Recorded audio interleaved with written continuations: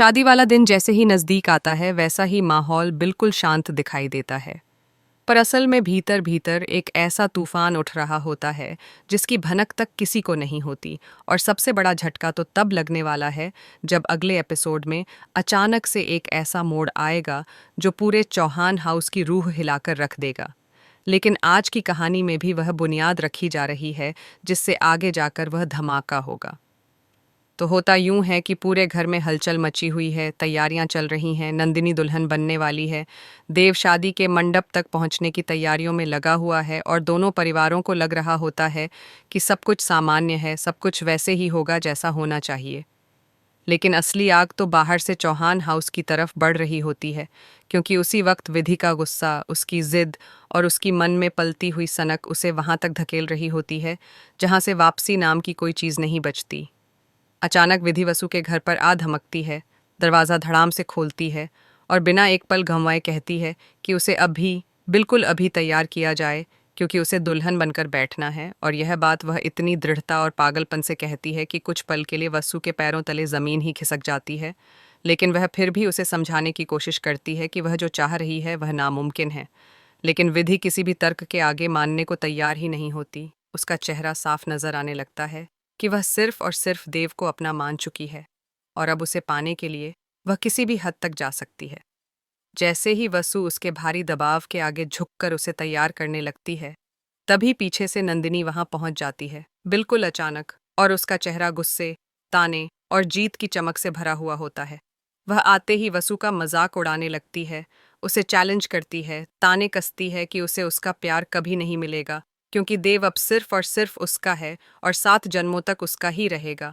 और फिर जब वह यह कहती है कि वसु हार चुकी है और वह जीत चुकी है, तभी वसु पहली बार बेझिझक कहती है कि देव सिर्फ उससे, यानी वसु से प्यार करते हैं और ये बात किसी भी झूठी जिद से बदल नहीं सकती। लेकिन नंदिनी इस बात को हंसकर टाल देती है और कहती है कि अभी देव उसे पसंद नहीं करते तो कोई बात नहीं, समय लगेगा, लेकिन आखिर में वह उससे ही प्यार करेंगे और तब वसु की यहाँ कोई जगह नहीं बचेगी, बल्कि वह खुद उसे इस घर से बाहर फेंक देगी। और उसकी ये बात जैसे ही हवा में तैरती है, माहौल में तनाव ऐसा पसर जाता है जैसे किसी तूफान से पहले की घुटन। लेकिन उससे भी बड़ा धमाका तो तब होता है जब विधि पीछे से आती है, पूरी तरह उबलते हुए, और नंदिनी के सिर पर जोर से डंडा मार देती है, इतनी ताकत से कि नंदिनी वहीं गिर पड़ती है, बेहोश हो जाती है और उसके सिर से खून बहना शुरू हो जाता है। वसु इस नज़ारे को देखकर कांप जाती है, वह घबरा जाती है और जितनी जल्दी हो सके नंदिनी को उठाने की कोशिश करती है, उसे हिलाती है, आवाज़ देती है, लेकिन नंदिनी की सांस और शरीर कुछ भी प्रतिक्रिया नहीं देते। और इसी बीच विधि बिना किसी भाव के, लगभग अजीब सी शांत आवाज़ में कहती है कि वसु तुरंत उसे तैयार करे और चौहान हाउस लेकर चले, क्योंकि यह उसका काम है और अगर उसने कोई बहस की तो अंजाम अच्छा नहीं होगा। लेकिन वसु अंदर से टूटते हुए भी हिम्मत करके कहती है कि पहले नंदिनी को अस्पताल ले जाना ज़रूरी है, वह इस हालत में है कि उसे कुछ भी हो सकता है। और फिर वह गुस्से में कह देती है कि विधि और उसका भाई क्या सच में पागल हो चुके हैं, जो हमेशा ऐसी हरकतें करते रहते हैं। और इस बात पर विधि और भी भड़क जाती है, उसकी आंखों में ऐसा आग भड़क उठती है जैसे कोई पूरी दुनिया को मिटा देने की ठान चुका हो। फिर भी वसु उसकी बातों की परवाह नहीं करती और नंदिनी को घसीटते हुए बाहर खींचकर ले जाती है। उसके कपड़े खून से भीग रहे होते हैं और वसु का दिल एक एक पल बढ़ती धड़कनों के साथ डर और जिम्मेदारी के बीच फंसता जा रहा होता है। अब घर वाले जब उन्हें इस हालत में देखेंगे तो वे क्या सोचेंगे? क्या वसु को गलत ठहराएंगे या सच समझने की कोशिश करेंगे? ये आने वाला पल इतना रोमांचक होने वाला है कि दर्शक भी दंग रह जाएंगे। और फिर असली सवाल ये कि क्या सच में विधि नंदिनी की जगह मंडप में बैठेगी? क्या देव तक यह खबर पहुंचेगी?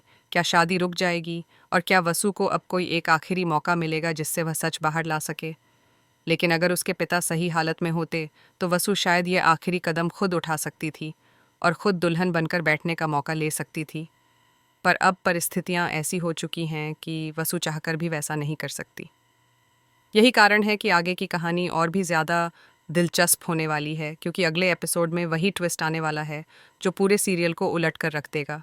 और अब ये देखना सबसे ज़्यादा रोमांचक होगा कि आखिर यह शादी किस तरह से रुकती है, कौन किसका सच उजागर करता है और कौन किसकी जगह लेने की कोशिश करता है। आप कितने एक्साइटेड हैं ये साफ दिखाई देता है, क्योंकि आने वाला मोड़ वाकई ऐसा है जिसे मिस करना नामुमकिन है। नंदिनी को खून से लथपथ हालत में बाहर खींचते हुए जब वसु गलियारे तक पहुंचती है, तो उसके मन में सिर्फ एक ही बात घूम रही होती है कि अगर उसने देर कर दी तो नंदिनी की सांसें रुक भी सकती हैं। लेकिन उसी समय उसे पीछे से विधि की चीख सुनाई देती है, जो पूरी तरह बेकाबू होकर चिल्लाती है कि वसु वापस आए और उसे तैयार करे, क्योंकि समय निकलता जा रहा है। और अगर अब वह चौहान हाउस नहीं पहुंची तो देव किसी दूसरी के साथ 7 फेरे ले लेगा। और इस पागलपन भरी जिद के बीच वसु को लग रहा होता है कि चीज़ें अब उसके बस में नहीं रहीं, कि हर कदम गलत फहमी और खतरे की तरफ जा रहा है। लेकिन वह खुद को रोक नहीं पाती, क्योंकि नंदिनी की हालत इतनी गंभीर हो चुकी होती है कि वसु का दिल खुद उसके खिलाफ खड़ा हो जाता है। वह नंदिनी को संभालते हुए सोच रही होती है कि आखिर देव तक ये कैसे पहुंचेगा। कौन बताएगा, कौन समझाएगा कि इस हमले के पीछे कौन है। और अगर घर वालों ने वसु को लेकर गलतफहमी पाल ली तो उसका जीवन और भी उलझ जाएगा। लेकिन वह फिर भी खुद को रोक नहीं पाती और नंदिनी को घसीटते हुए बाहर ले जाती है। उसी समय उसके कानों में विधि की तेज आवाज़ें गूंजती रहती हैं, जो कहती है कि अगर वसु ने आज उसकी बात नहीं मानी तो वह उसे ऐसी सज़ा देगी जिसे वह जीवन भर याद रखेगी। पर वसु के भीतर एक अजीब विरोध पैदा हो चुका होता है। वह अब डर कर नहीं, बल्कि जिम्मेदारी के चलते आगे बढ़ रही होती है। और इसी दौरान घर के बाकी लोग भी हलचल महसूस करने लगते हैं। कुछ लोगों को शोर सुनाई देता है, किसी को किसी के रोने का अंदेशा होता है, और बस थोड़ी ही देर में पूरा घर यह जानने वाला होता है कि असल में बैकस्टेज कितना बड़ा तूफान उठ चुका है। उधर विधि, जो खुद को दुल्हन की तरह तैयार करवाने आई थी, वसु के जाने के बाद और भी ज्यादा बेकाबू हो जाती है। वह कमरे का सामान इधर उधर फेंकने लगती है, अपनी ही दुल्हन वाली ज्वेलरी जमीन पर पटक देती है और बड़बड़ाती रहती है कि सब कुछ उसी का होना चाहिए। देव, चौहान हाउस, इस शादी की हर रस्म, हर तस्वीर, सब कुछ। और यह पागलपन इतना बढ़ जाता है कि उसकी आंखों में कोई भी संवेदना नहीं बचती, सिर्फ एक जुनून, एक अंधी चाहत। और उसी अंधेपन में वह प्लान बनाती है कि अगर वसु नंदिनी को लेकर जा रही है तो शायद वह खुद बिना किसी मदद के भी मंडप तक पहुंच सकती है। पर फिर उसे याद आता है कि देव की फैमिली किसी अजनबी को मंडप के पास तक भी नहीं आने देगी, इसलिए उसे किसी भी तरह वसु की ज़रूरत पड़ेगी। और यह बात उसे और भी गुस्से में भर देती है। उधर वसु बाहर पहुंच चुकी होती है, जहां वह किसी तरह नंदिनी को ऑटो रिक्शा में बैठाती है। लेकिन नंदिनी की आंखें अभी भी बंद होती हैं, उसका चेहरा पीला पड़ चुका होता है और उसके बालों में लगा खून सूखने लगा होता है। वसु का दिल कांप रहा होता है, क्योंकि वह जानती है कि अगर आज उसने नंदिनी को अस्पताल नहीं पहुंचाया तो वह हमेशा के लिए गलत साबित हो जाएगी। और ऊपर से शादी वाला माहौल, पूरे घर में खुशियों की गूंज, मेहमानों की आवाज़ें, इन सब के बीच यह सन्नाटा किसी काले साए की तरह फैल रहा होता है। उधर चौहान हाउस में देव बार बार अपनी घड़ी देख रहा होता है। उसे लगता है कि कहीं कुछ गलत है, क्योंकि नंदिनी को मेहंदी के बाद से देखने का मौका ही नहीं मिला था और अब शादी की रस्में शुरू होने जा रही थीं। लेकिन दुल्हन कमरे से बाहर नहीं आ रही। हर किसी को लग रहा है कि नंदिनी बस तैयार हो रही है, पर देव की बेचैनी हर पल बढ़ रही होती है। वह प्री वेडिंग फोटोशूट के बहाने दुल्हन के कमरे के बाहर तक जाता है, लेकिन वहां पहुंचकर उसे आवाज़ें सुनाई देती हैं कि नंदिनी अभी तैयार नहीं हुई है और वह प्राइवेसी चाहती है, जबकि असलियत ये है कि वह कमरे में है ही नहीं। जैसे ही देव को यह एहसास होने लगता है कि कुछ गड़बड़ है, तभी उसकी माँ उसे पकड़कर मंडप की तरफ ले जाती हैं कि मेहमान इंतजार कर रहे हैं, और देव अपनी बेचैनी को मजबूरी में छिपा लेता है। उधर अस्पताल के रास्ते में वसु बार बार नंदिनी का चेहरा संभालती है, उससे कहती रहती है कि वह हिम्मत रखे।